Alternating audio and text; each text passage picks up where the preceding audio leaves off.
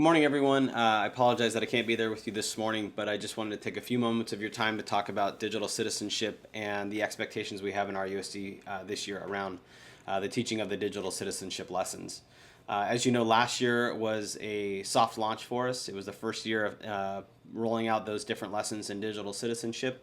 And this year, we're really looking for full implementation of those lessons through all the grade levels in RUSD. So that means that every student in RUSD will have exposure to those lessons in the 15-16 school year. This expectation is really guided by federal law. So the federal SIPA law has language in there that was added in 2008 that says schools must provide for the education of minors about appropriate online behaviors, including interacting with other individuals on social networking websites and in chat rooms, and cyberbullying awareness and response. So the law is obviously something that's prompting this expectation, but also in our USD, we know that it's an ethical obligation on us to prepare our students for interacting with digital media and technology. So we want to provide that for all of our students. With that part out of the way, just to talk about a couple of specifics for this year. Some things that we're want to just communicate with you. All the lessons again are on Haiku this year. They were reformatted slightly over the summer with some feedback we got from teachers. So we've done some reformatting. All the lessons are on Haiku, and they are all every single teacher in the district is enrolled in those courses, so they should have access. At the elementary level, every teacher at elementary school should be teaching the lessons at their grade level. At the secondary level, it's a little different. We're really leaving it up to the administration to make determinations about how they should be delivered at the secondary level.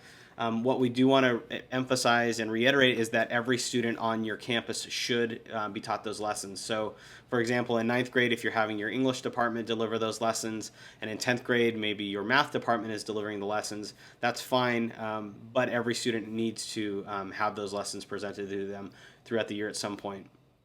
Now, with elementary and secondary, something that you have in common is that you can teach all the lessons in a chunk together if that works best, or you can spread them out throughout the year. We would recommend spreading them out throughout the year. As students go throughout the year, it's a really good opportunity to just come back to the idea of digital citizenship. It's something that they're interacting with on a daily basis, and that would be our recommendation to kind of spread it out throughout the year. Just some other expectations. We'd really like every site, actually we need every site to establish a point person, just to act as a person that can communicate between our department and your school site concerning digital citizenships, or if there are questions that you have, they can go through that contact person. If there are questions that we have about your implementation or how things are going, we can direct those to that individual and not have to go to each different teacher or a different admin each time. So if you can establish a point person, that would be fantastic. In order to start the year, we're asking that each site complete just a very brief survey to just let us know what your implementation looks like for the year. So for both elementary and secondary, we need each site to complete the survey by September 30th. It's very short. In fact, I'll take you to the elementary one real quick. Let me pull this in here. It's very, very simple. It's just asking for the first name, last name, the school sites, which are already in there for you. You just have to click your school site. And then asking how you're going to teach the lessons at your school site. Are they going to happen at the beginning of the year and be reinforced throughout the year? So you're going to teach them in a chunk, or are you going to periodically teach the lessons throughout the year? And maybe if you have a different idea, you might want to use the other. And then here's where you'll identify that point person for your school site. So you just put their name there. And if there's anything else you want us to know about the way you're going to implement or anything like that, you can just go ahead and drop that in there. For secondary, it looks a little different.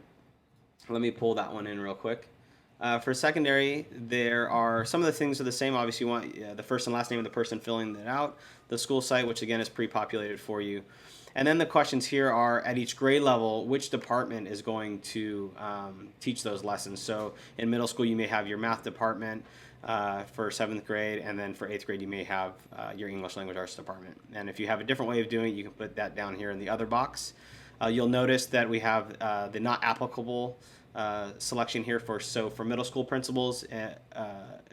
For high school principals, you would just click not applicable because it obviously does not. You don't have 7th or 8th grade at your schools. So So please, if you can get those filled out by September 30th, that would help us greatly in just kind of identifying what each school site is doing in terms of implementation this year. And then another piece that we've incorporated this year is that we want teachers to fill out a completion survey at the end of all of their lessons. So once a teacher teaches all the lessons, so for example, I think in sixth grade we have like 5 to 6 lessons. Once they teach that last lesson, we just want them to fill out something real quickly that talks about the fact that they actually taught the lessons. It's a way for us to kind of just track whether or not every student in the district has had an opportunity to be taught those lessons. So real quickly, I'll show you that.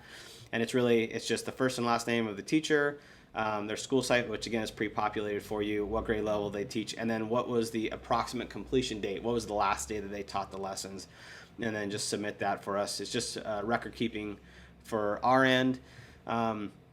So again, we're really looking forward to this next phase of digital citizenship as we went from our soft launch last year to full implementation. We're again continually trying to retool the lessons and change things as new.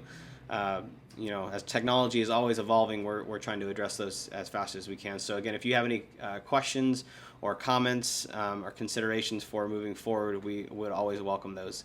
So again, thank you very much, and all right, bye.